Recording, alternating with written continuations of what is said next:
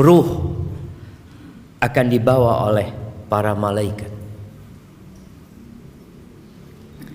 Orang yang beriman akan didatangi oleh malaikat-malaikat bidul wujuh, yang wajahnya putih, indah wajah mereka. Mereka duduk di tempat yang dapat dipandang oleh mayit yang mau mati ini. Orang-orang di sekitarnya nggak tahu. Mereka membawa kain kafan dari surga. Kemudian setelah itu datang malaikat pencabut nyawa, memerintahkan kepada orang ini untuk keluar. Ruh ini untuk keluar. Apabila dia orang yang beriman, maka dia akan keluar dengan mudah. Keluar dengan mudah. Nabi SAW mencontohkan seperti keluarnya air dari mulut teko. Tapi itu sakit. Nabi SAW merasakan sakit. Bismillahirrahmanirrahim.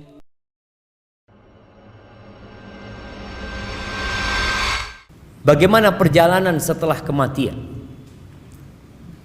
Kita tahu dengan yang namanya sakaratul maut. Wa ja'at sakratul mauti bil haqq. Kematian itu ada sekaratnya. Sakitnya perpisahan ruh dengan jasad itu akan dirasakan oleh semua orang.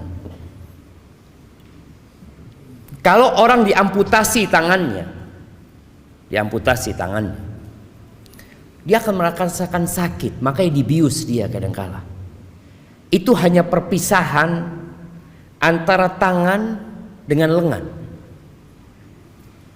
Bagaimana perpisahan antara ruh yang berada di tubuh kita, yang bertahun-tahun bersama kita, yang sudah menempel, yang nggak ketahuan bagaimana nempelnya roh ini, kemudian dicabut jemaah, itu sakit sekali jemaah.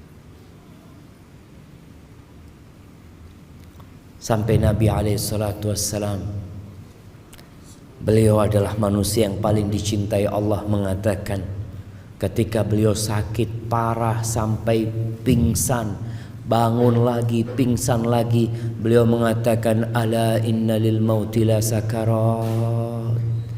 Kematian itu ada sekaratnya. Karena memang berpisah ruh itu dari jasad jamaah. Kalau Nabi merasakan begitu pedihnya, karena memang Allah melipatkan pahala buat nabinya, menyediakan pahala yang begitu besar untuk nabinya, bagaimana dengan kita jemaah? Jemaah rahimakumullah, ruh akan dibawa oleh para malaikat. Orang yang beriman akan didatangi oleh malaikat-malaikat bidul wujuh, yang wajahnya putih, indah wajah mereka.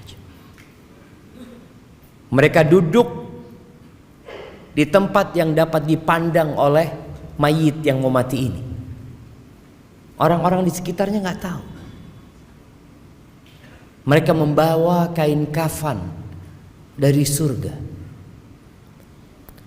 Kemudian setelah itu datang malaikat pencabut nyawa, memerintahkan kepada orang ini untuk keluar. Ruh ini untuk keluar. Apabila dia orang yang beriman, maka dia akan keluar dengan mudah. Keluar dengan mudah. Nabi SAW mencontohkan seperti keluarnya air dari mulut teko. Tapi itu sakit. Nabi SAW merasakan sakit. Adapun kalau orang itu orang fajir, maka ruhnya juga akan keluar, tapi dia nggak mau keluar. Ketika diperintahkan keluar, dia berusaha untuk berpegangan dengan jasadnya supaya dia nggak keluar. Karena dia disuruh keluar menuju ke azab Allah Azza wa Jalla. Maka Nabi mencontohkan seperti kawat gerigi yang berada di kulit domba yang basah. Kemudian dia ditarik sehingga urat-urat itu ikut ketarik. Maka Allah Azza wa Jalla mengatakan walau tara di surat Al-An'am ayat 93, walau tara idz zalimuna fi ghamaratil maut wal malaikatu basitu aydihim akhriju anfusakum al yawm tujzauna adzabal hun bima kuntum ta'malun. Andai kata kalian melihat ketika orang-orang zalim itu dalam perjalanan kematian, dia sudah dalam perpisahan dengan kehidupan ini, dan malaikat membentangkan tangannya mengatakan, keluarkan jiwa kalian, keluarkan jiwa kalian. Keluar kemana? Keluar menuju azab Allah. Hari ini engkau akan mendapatkan azab yang menghinakan. Mungkinkah dia mau keluar jamaah? Sulit dia akan keluar. Tapi orang yang beriman, ketika disuruh keluar, keluar. Tapi tetap perpisahan itu sakit loh jemaah. Sakit. Makanya kenapa Nabi SAW sering-sering mengatakan kepada para sahabat, aktsiru dzikra hadhimil ladzat. Banyak-banyaklah kalian mengingat, banyak-banyak mengingat. Kenapa kajian tentang kematian itu harus sering disampaikan? Karena kita lupa. Antum di sini mungkin ingat, iya, keluar rumah melihat ada siomay, oh zen siomay. Udah yang namanya mati lupa sudah. Kadang-kala baca bismillah enggak. Keluar rumah, bertemu dengan keluarga, sibuk dengan acara besok ada meeting ini itu, lupa dengan kematian. Sedangkan mati itu datang mendadak tanpa persiapan dari kita.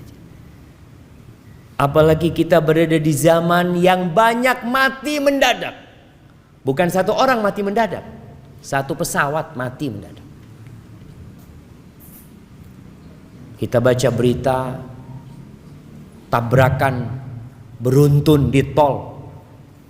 Kita baca berita sebuah bis mengangkut anak-anak rekreasi bersama orang tuanya jatuh ke jurang, mati. Kemarin berita kapal laut yang membawa TKI ilegal kemana? Ke Malaysia. Antum bisa bayangin orang-orang yang naik itu. Mereka berpikir, saya mau kerja, insya Allah setahun bayar utang, setahun beli mobil, setahun dia sudah mikir karena dia tahu dengan gaji tiap bulan, ternyata dia nggak pernah muncul dari lautan itu.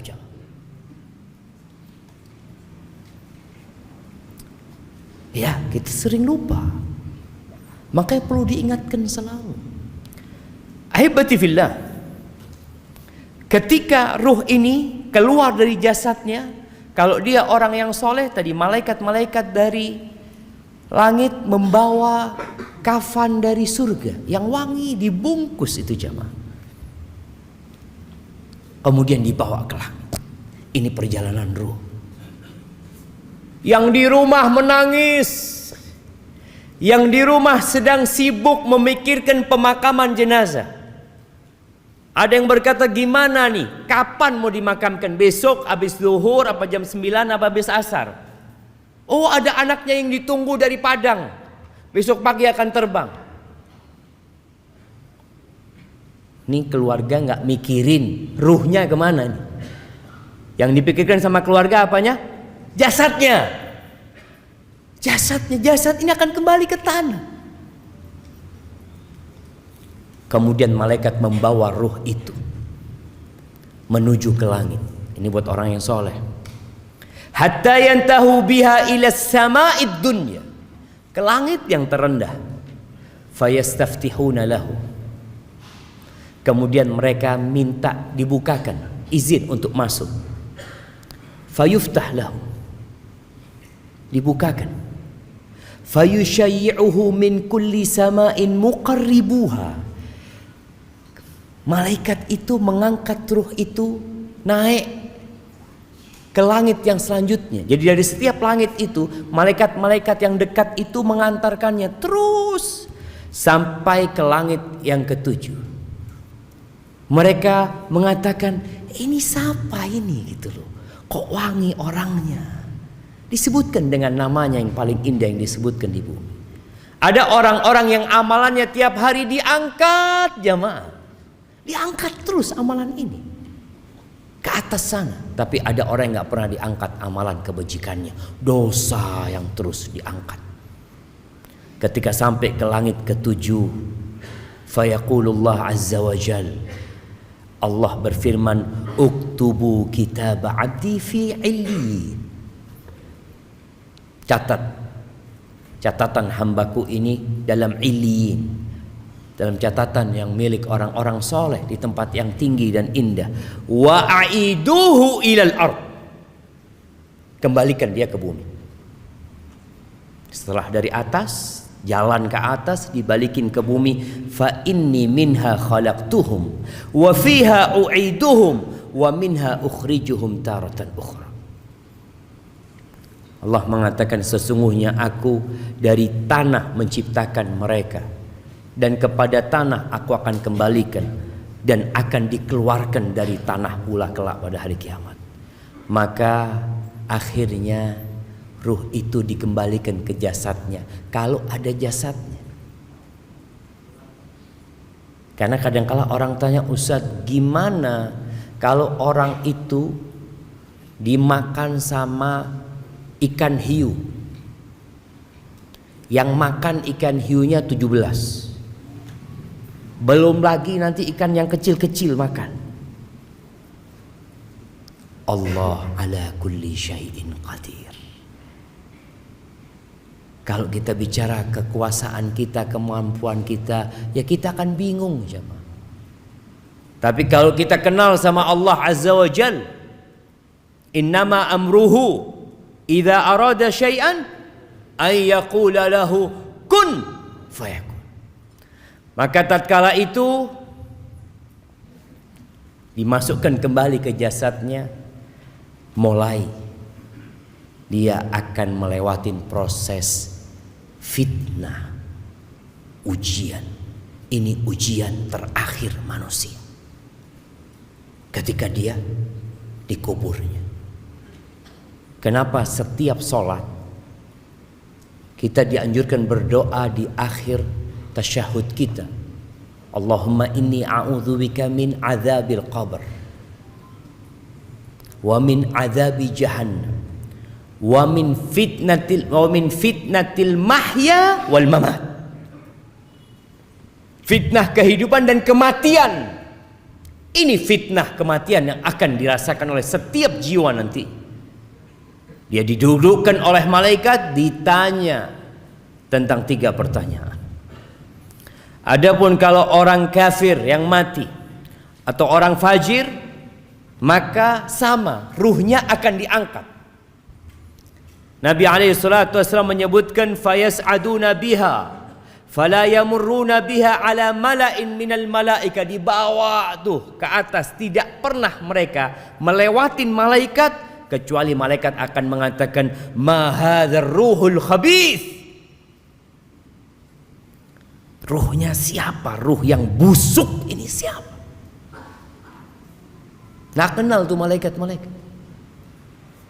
Fayaquluna fulan bin fulan, disebutkan nama itu. Ya bukan, mudah-mudahan bukan nama kita yang disebutkan, jamaah.